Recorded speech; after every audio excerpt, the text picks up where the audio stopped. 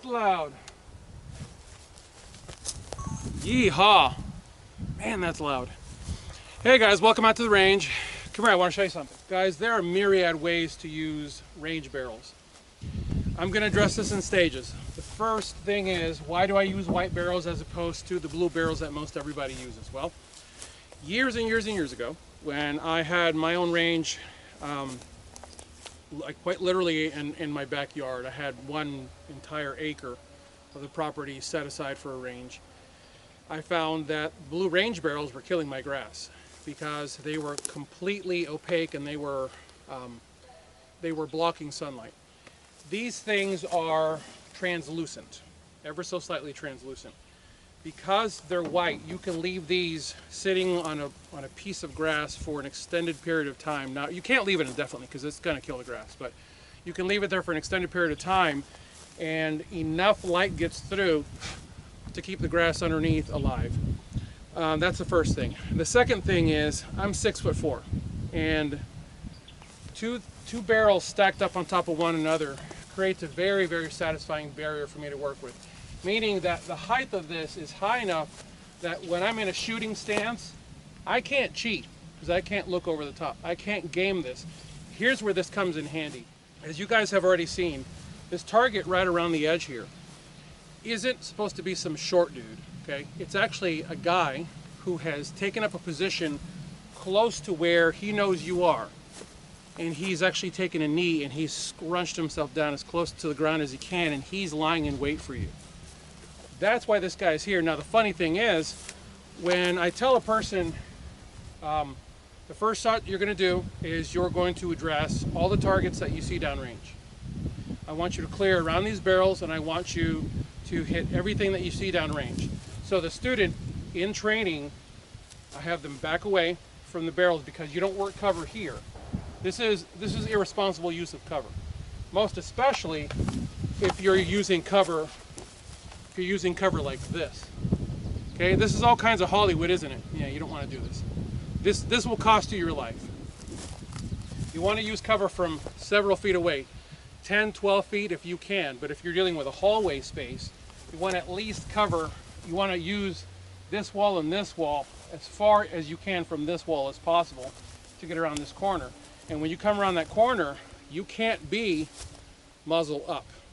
And the reason for that is, when I come around this corner and I'm muzzle up and I'm looking deep. So once again, let's take the equation out of this, that this is a house. Let's say that this is just a wall, maybe a tall vehicle, something that you're working behind for cover.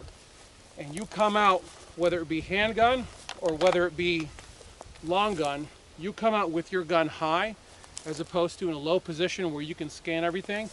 It is very conceivable for you to be able to miss this guy right here. I've seen it, I've done it.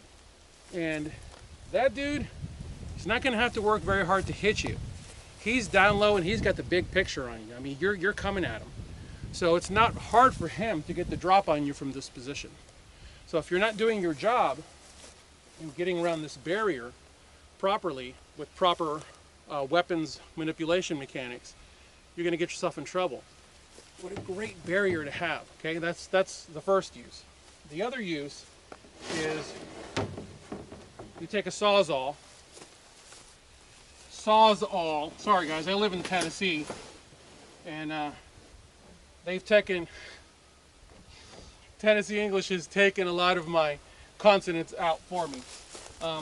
It's like years ago when I was a cop, I went to my captain and I said, "Hey Cap, my patrol vehicle needs an oil change." And he goes, "A what?"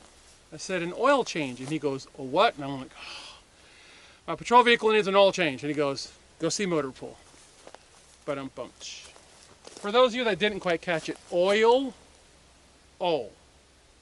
we say oil as ol here in Tennessee. Moving on.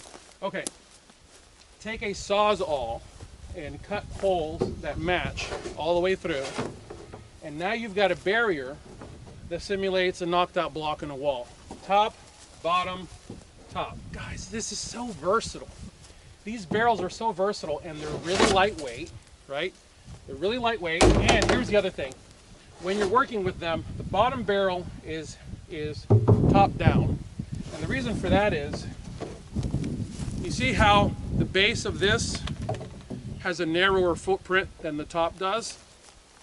So the top is facing down because it's a stable base, it's wider. And then it's bottom to bottom because the bottoms of these are really very flat. They have a very, very flat profile to them.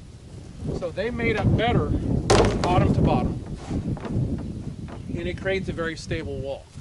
So you can, with a quick rotation, you can have your student working barriers, or you can just do a classic lesson on working just from cover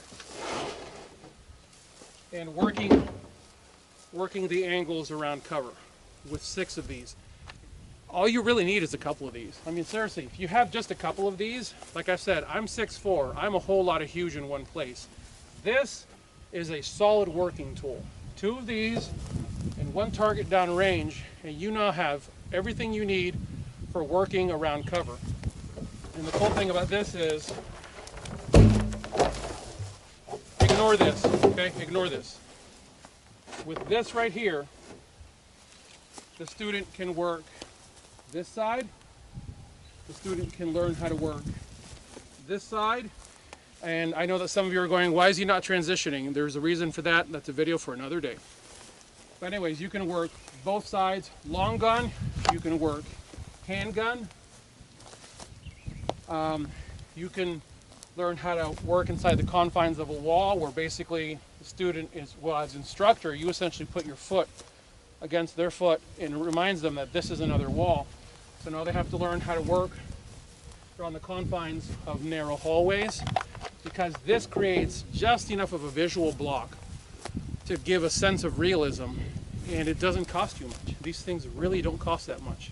So anyways, that's what I got for you guys. If you have any questions or comments, leave them below. I'll do my best to answer them. As always, I thank you guys for watching. God bless you all. Get those guns out and practice. Have a good one.